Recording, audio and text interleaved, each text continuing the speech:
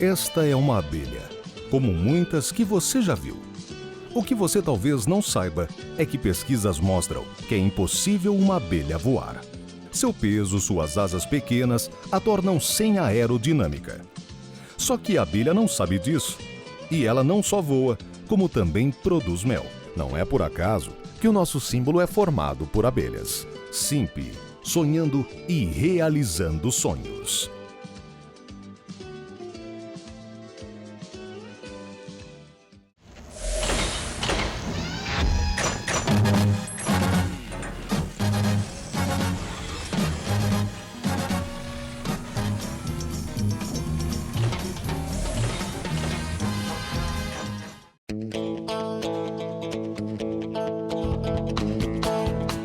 (26 de setembro de 2015).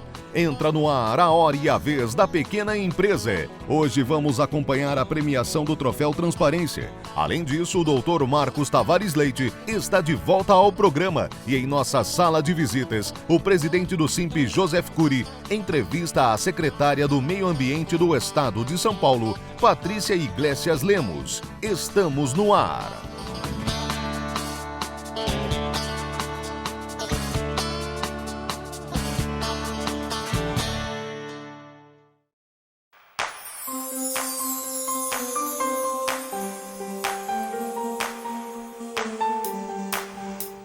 Hoje vamos dar mais 4 dicas de administração do tempo. Primeira, transforme a tarefa em compromisso, com horário para começar e terminar. Segunda, para algumas pessoas, o sistema de recompensa funciona muito bem depois de uma tarefa concluída. Seja honesto com a recompensa. Terceira, aprenda a dizer não. Seja assertivo. Quarta, aprenda a negociar. Até semana que vem e não se esqueça, o mago de sua empresa tem que ser você e o truque é fazer certo.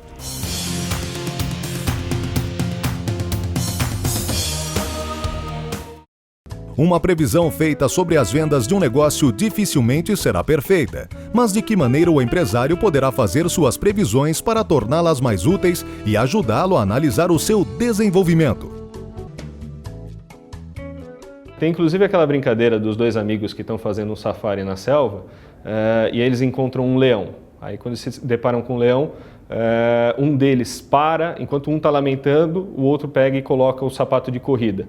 O amigo está lamentando e pergunta para o outro: escuta, por que você está colocando esse sapato de corrida? Você nunca vai correr mais do que o leão. O meu objetivo não é correr mais do que o leão, meu objetivo é correr mais do que você, porque aí o leão te pega e eu consigo fugir. A brincadeira dentro da projeção de dimensionamento de vendas e dimensionamento de mercado é justamente essa: você tem que ser melhor que os seus concorrentes. É óbvio que quando você olha num futuro de curto prazo, a projeção ela é facilitada, né? Projetar o que vai acontecer daqui a uma semana é mais fácil do que projetar o que vai acontecer daqui a um mês, do que vai acontecendo até o final do ano. É como se fosse um funil, né? No começo desse período temporal, é mais fácil de você enxergar o futuro do que no final.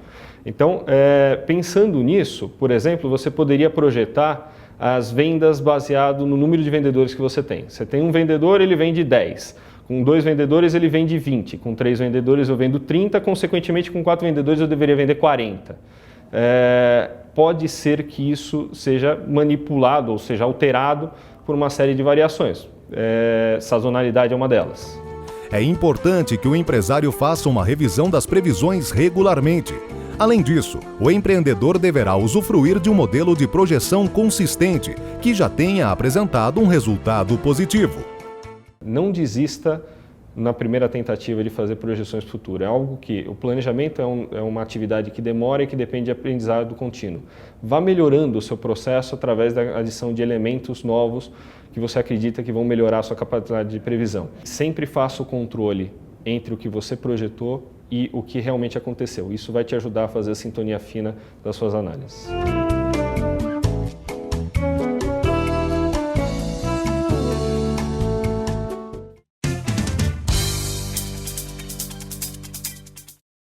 Nesse momento, posso assegurar que no Brasil estão em andamento mais de 100 milhões de processos judiciais, seja na Justiça Federal, nas justiças estaduais, nos tribunais de justiça, Justiça do Trabalho, envolvendo todo tipo de partícipe dentro da ação, seja os particulares, seja a administração pública, e tudo isso, 100 milhões de processos em andamento, faz com que qualquer decisão realmente seja extremamente morosa, em que pese o esforço do Poder Judiciário em tentar sanear esse grande acervo de processos, até mesmo tentando provocar conciliações antecipadas e efetivamente tem conseguido julgar e dar vazão aproximadamente ao mesmo número de processos que entram a cada ano, o acervo que já vinha se acumulando impede realmente uma decisão, uma justiça ainda mais célere.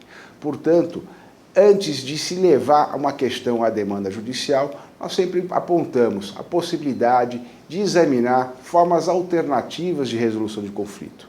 Nos referimos aqui à mediação, à conciliação e à arbitragem, ainda que não aplicável a todos os casos, porque onde há direito indisponível, a exemplo da Justiça do Trabalho e muitas questões relativas ao direito de família, não se pode furtar ao judiciário o exame da matéria. A arbitragem, nesse caso, não seria válida. Mas ainda assim, principalmente nas relações comerciais, a arbitragem, mediação e a conciliação pode ser uma forma eficaz e realmente saudável de resolver qualquer litígio, qualquer demanda, de forma satisfatória a todos.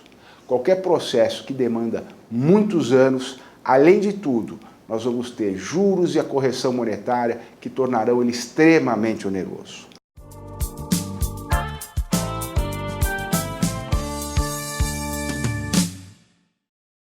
Na última quinta-feira aconteceu o jantar de premiação do Troféu Transparência 2015, 19º Prêmio ANEFAC FIPECAF Serasa Experian. O Troféu Transparência é a escolha das empresas com as demonstrações financeiras mais transparentes do Brasil. Dividida em 3 categorias, a análise das empresas é feita pelos alunos de mestrado e doutorado da USP. Não é uma premiação de resultado. As empresas não necessariamente, as aqui premiadas, são as empresas que tiveram melhor resultado no ano de 2014, mas sim aquelas que melhor comunicaram os fatos, a sua gestão, o seu desempenho, a sua situação. A empresa que ganha esse prêmio, ela está evoluindo para ser cada vez mais cidadã. Uma empresa que presta contas, dos seus números, faturamento, lucro, etc. Presta essas contas para os seus clientes, consumidores, para os seus fornecedores e para os seus colaboradores, funcionários e assim por diante. Então, resumindo, são empresas cidadãs. Não são empresas que querem esconder os números, sonegar imposto, esconder. Não, são empresas que querem ser cada vez mais cidadãs.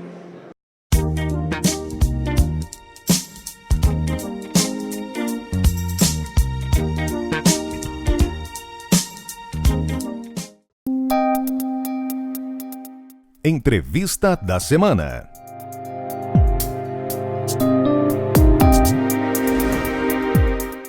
A nossa convidada de hoje é a doutora Patrícia Iglesias. Ela é secretária estadual do Meio Ambiente e é professora da Faculdade de Direito da USP. É um prazer tê-la conosco. Eu agradeço pelo convite. Prazer é nosso. Qual a área de abrangência da Secretaria do Meio Ambiente? Olha, a Secretaria do Meio Ambiente trata de muitos temas. Normalmente a gente pensa em meio ambiente só como meio ambiente natural, mas a abrangência é bem maior. Então se foca na questão do meio ambiente natural, meio ambiente artificial, urbanístico, meio ambiente cultural. E eu vou falar um pouquinho das nossas diretrizes, que acho que elas resumem um pouco do trabalho também. Quais são? Nós trabalhamos com a questão da conservação ambiental e restauração ecológica. Esse é um ponto fundamental hoje, porque se abandona aquela ideia antiga de reflorestamento, mero reflorestamento, e se trabalha com a restauração. Aquele que tem que realizar o trabalho só se libera de responsabilidade depois que o meio ambiente se recupera. Então há um acompanhamento por mais tempo. Esse é um dos itens. É um dos itens. O segundo item é justamente um item de conservação, melhor dizendo, um item de redução da pegada ambiental. que significa o consumo sustentável, a produção sustentável e também a gestão de resíduos sólidos. Então tem um programa amplo de logística reversa, tem um programa de apoio aos municípios na gestão de resíduos. Os nossos municípios precisam muito desse apoio, se utiliza muito o programa Município Verde Azul para essa finalidade. Depois nós temos uma diretriz de gestão e conservação da fauna, que é a terceira, tá? Então um trabalho bastante extenso com relação à fauna silvestre. Então esse ano foi inaugurado o chamado SECFAL, que é um centro de conservação da fauna silvestre. Isso é super importante, considerando que nós temos alguns animais com pouca incidência hoje. Então um exemplo é a questão da arara azul de Lear, que nasceu no Zoológico de São Paulo depois de 10 anos de pesquisa. Puxa, né? Que bonito. E foi o primeiro nascimento em cativeiro no hemisfério sul. Muito importante também, Claro. porque a gente tem em torno de 1.200 indivíduos no Brasil hoje. Depois a gente tem também uma diretriz, que é a quarta, de vulnerabilidade ambiental e mudanças climáticas. Essa diretriz trabalha com a questão das áreas de risco. A gente sabe que com mudanças climáticas a incidência de eventos extremos vai ser cada vez maior, e nessa diretriz a gente trabalha justamente com a questão dessas áreas. Por exemplo, o programa Serra do Mar, que fez já a realocação de 5.000 pessoas, em torno de 5.000 pessoas retiradas de áreas de risco na Serra do Mar, principalmente no município de Cubatão, e realocação dessas pessoas. E o último, a quinta diretriz, que é o licenciamento ambiental. É um trabalho muito forte de atualização do licenciamento, de maior eficiência no licenciamento, para que ele não seja moroso demais e, ao mesmo tempo, mesmo não sendo tão moroso, garanta a proteção do meio ambiente, olhando então para o interesse do empreendedor e também do meio ambiente. Ou seja, um leque bastante amplo. Muito amplo. Agora vamos aprofundar um pouquinho Sim. essas questões, porque elas são muito interessantes.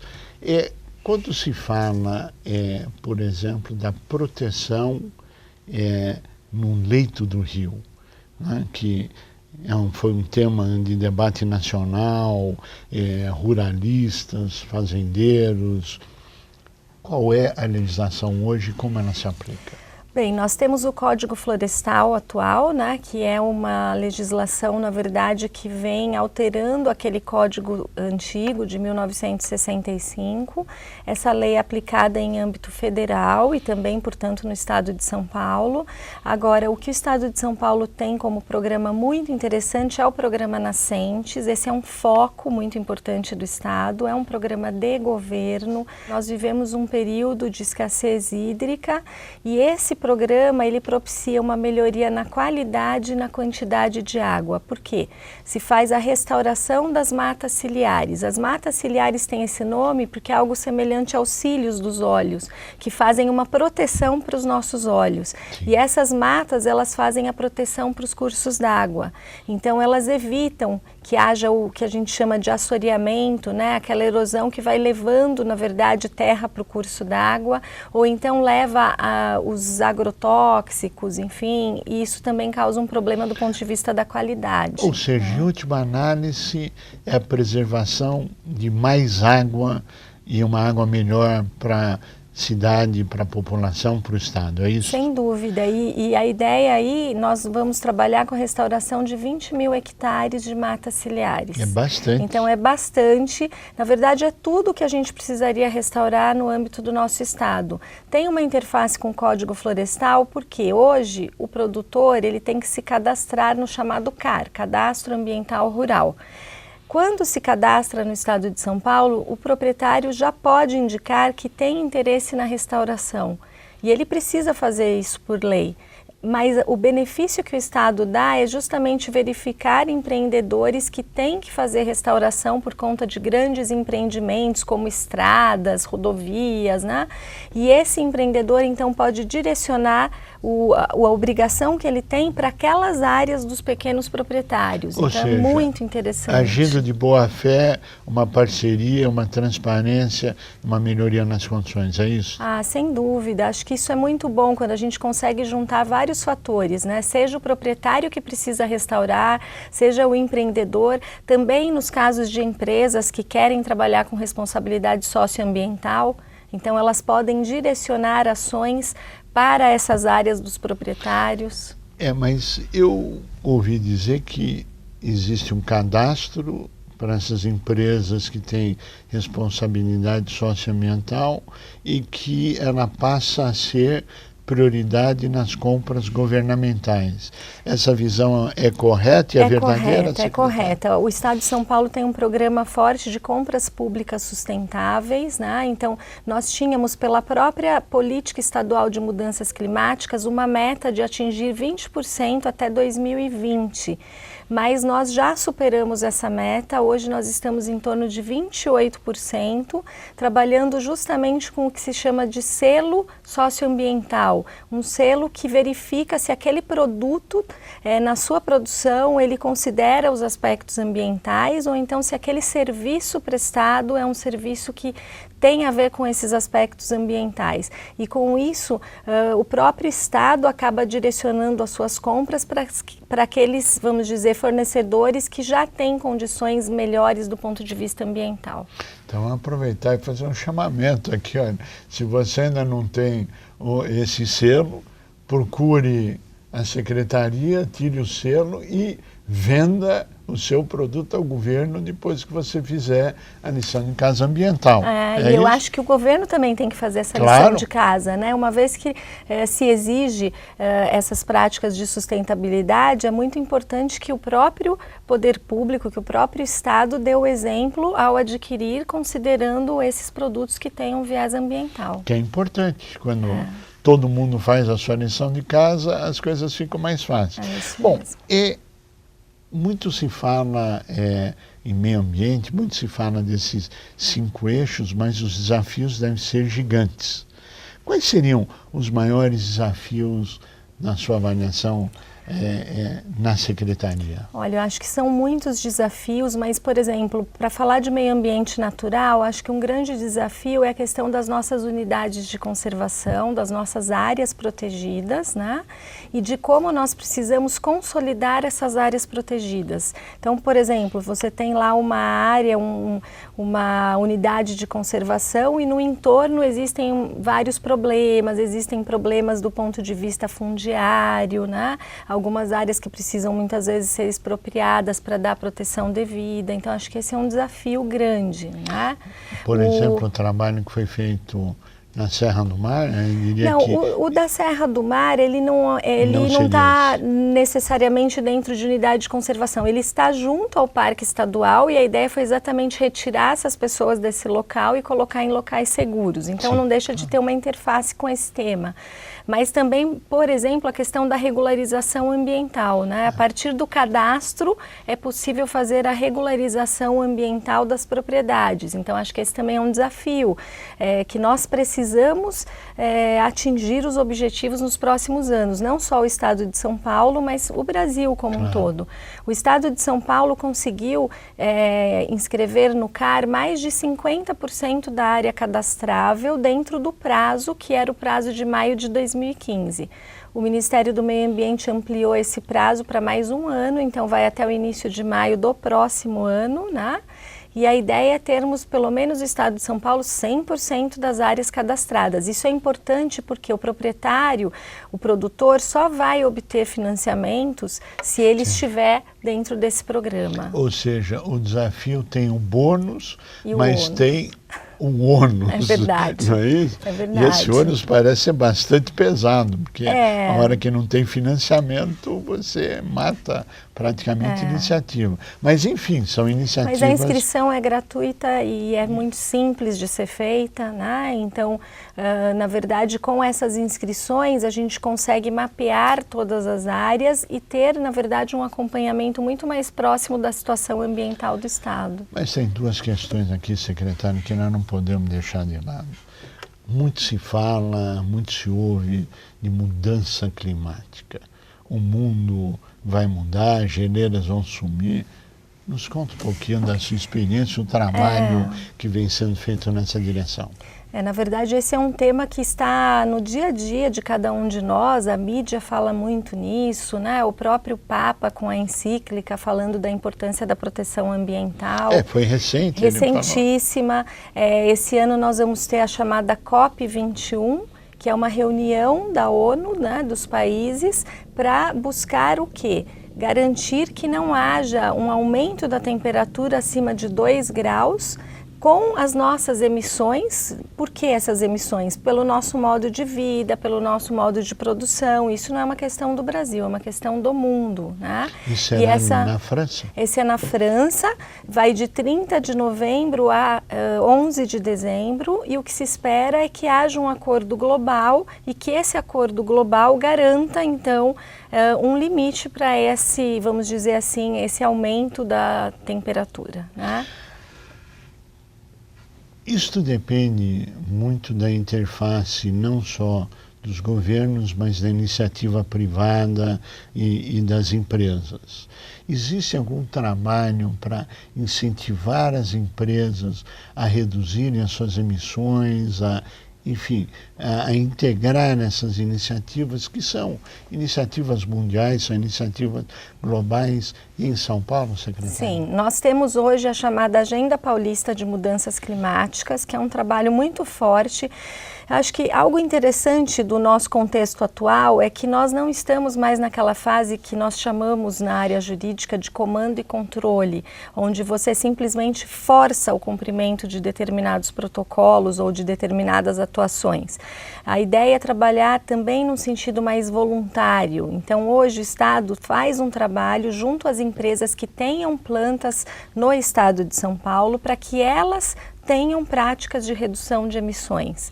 E para incentivar isso, nós estamos com uma proposta de firmar protocolos com o governo do estado, estabelecendo inclusive metas para os próximos anos, dentro daquilo que as empresas já vêm trabalhando para essa finalidade. Então, nós devemos estar na COP de Paris como Estado de São Paulo, né, mostrando um pouco daquilo que nós acreditamos como importante nessa temática. Secretária, nós adoraríamos continuar, mas chegamos ao final do nosso tempo e eu pediria as suas considerações finais. Bem, eu agradeço pelo convite. Eu acho que o tema de meio ambiente hoje não é um tema do governo, não é um tema do poder público, é um tema de cada um de nós, né? A nossa Constituição Federal de 88 prevê um direito ao meio ambiente ecologicamente equilibrado para as presentes e futuras gerações. E nós só vamos atingir esse objetivo se todas as pessoas contribuírem. Então, que todos estejam alertas e que possam trazer as suas contribuições, que possam trabalhar nesse sentido, né? Reduzindo o consumo. Até quem está em casa pode ter o seu papel importante nessa temática. Secretária Patrícia Iglesias, queremos agradecer muito a sua participação, desejar pleno êxito nessa empreitada que é gigante e em benefício de toda a sociedade. A você que esteve conosco, o nosso mais profundo agradecimento, com a certeza que estaremos juntos na semana que vem. Até lá!